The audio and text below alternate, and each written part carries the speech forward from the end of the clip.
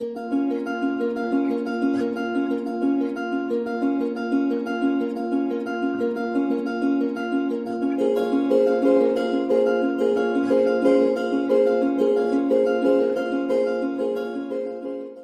informe fue solicitado por las ligas de la FIDH en relación al estudio sobre criminalización de defensores de la naturaleza en el Ecuador, y específicamente nos pidieron evaluar 3 casos: el caso Pepe Acacho y Pedro Machián, el caso Javier Ramírez y el caso de Manuel Trujillo,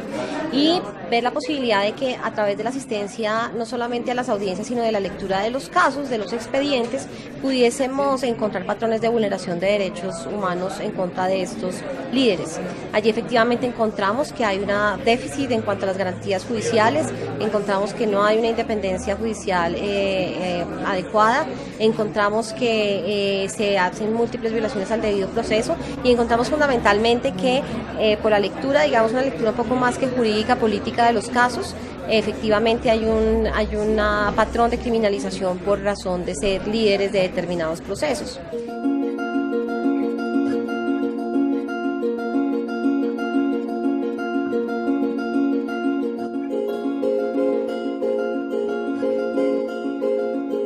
A mí me acusaron al principio de terrorista, sabotaje y rebelión por ser un defensor de los derechos, de hacer cumplir los derechos de las personas que vivimos en una comunidad donde hicieron una concesión minera por favorecer a empresa nacional minera para exploración. Me detuvieron para intimidar a la población y poder ingresar a la comunidad, donde nosotros siempre estuvimos organizando proyectos alternativos de producción frente a estos proyectos destructivos que atentan a nuestra vida diaria, con lo que es el agua, el bosque, donde hay las cascadas, donde hacemos turismo comunitario. Y para entrar y dividir, lo que utilizaron es detenerme injustamente, sin ningún delito. Claro, ahora al desprestigiarme con este proceso que me pusieron en la cárcel, ha dado un impacto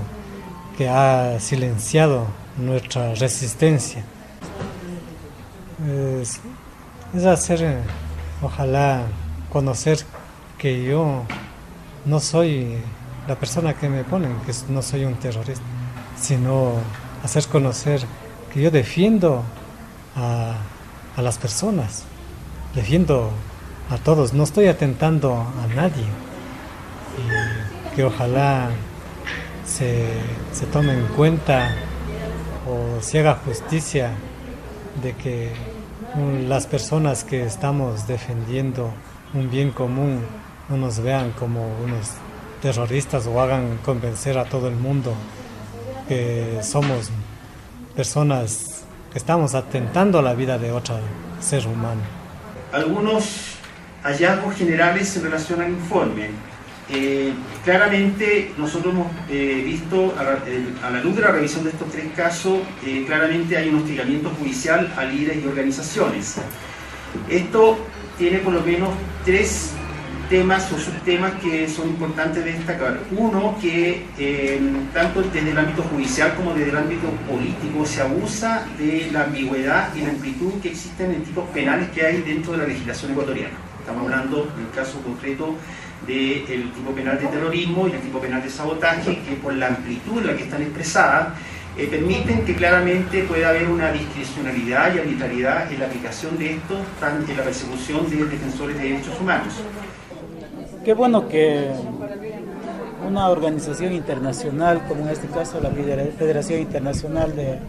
Derechos Humanos, se haya preocupado de hacer el estudio, el análisis y obviamente las conclusiones sobre un caso que se ha convertido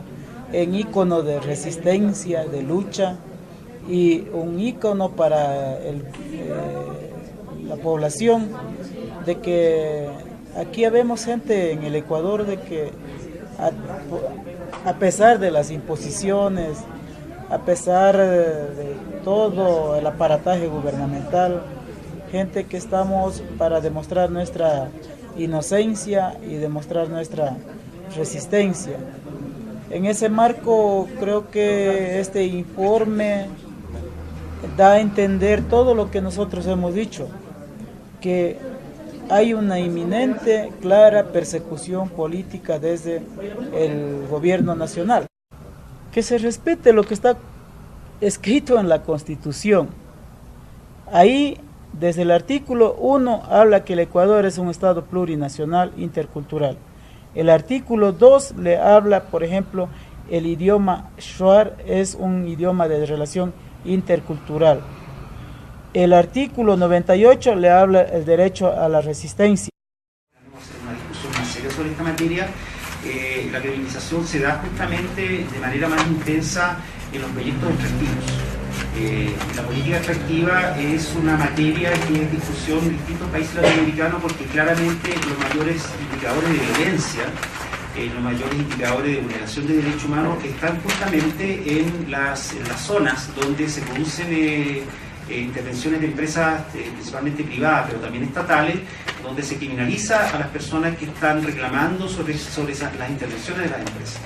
Entonces, si bien es cierto, uno podría decir un punto cero donde se discutió esta materia, se tomó una decisión de la sociedad ecuatoriana. Lamentablemente, los hallazgos del informe de la misión de la FI dan cuenta de que es un fenómeno que se ha seguido presentando y que lamentablemente, doblemente lamentable, hay indicadores claros de que hay una instrumentalización del aparato judicial.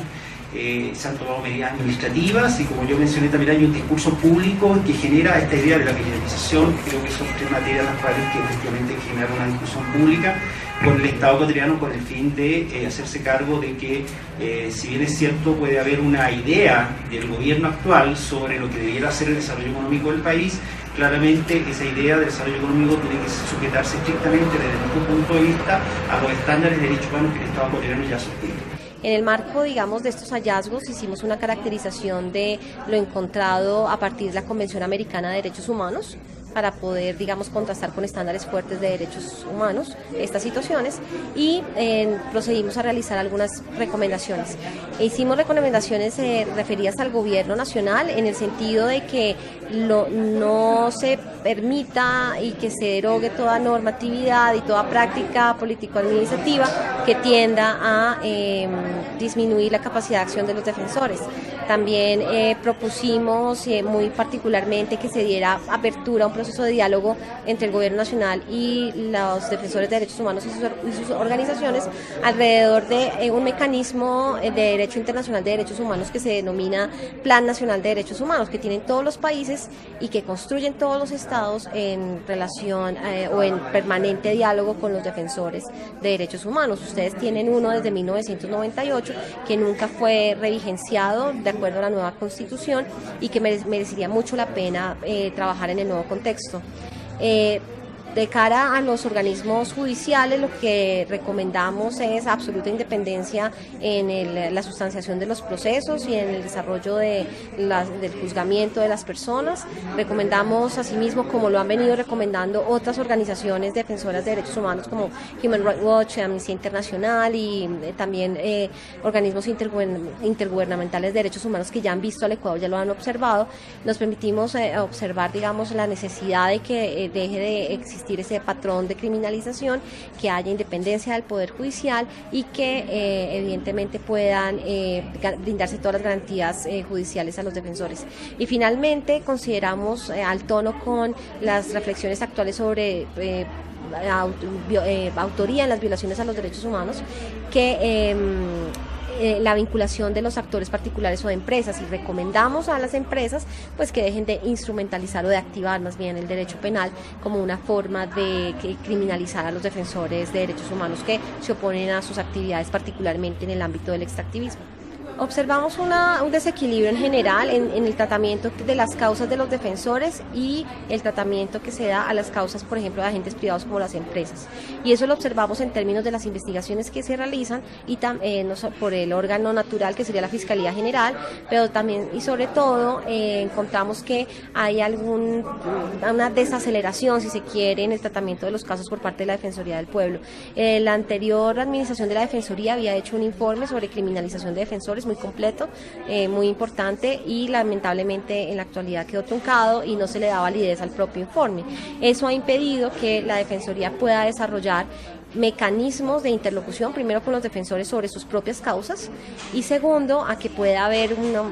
un apoyo, si se quiere, o manifestaciones más decididas por parte de la Defensoría para llamar la atención a otras autoridades respecto de la legitimidad de su trabajo. Todas las enmiendas que acaban de ser aprobadas, desde la lectura de este informe, a nosotros nos parecen preocupantes. Uno, la que se acaba de mencionar, que tiene que ver con la participación de las Fuerzas Armadas, y una segunda que tiene que ver con la limitación del derecho de consulta pública al interior de los territorios regionales. ¿Qué me están diciendo con esto? Claramente la Constitución me permitía a mí generar procesos de consulta al interior de un territorio sobre cualquier materia que fuera de particular interés de la gente de ese territorio, y ahora la Constitución genera una limitación de que solamente algunas materias solamente van a poder ser discutidas al interior de ciertos territorios para generar consultas públicas.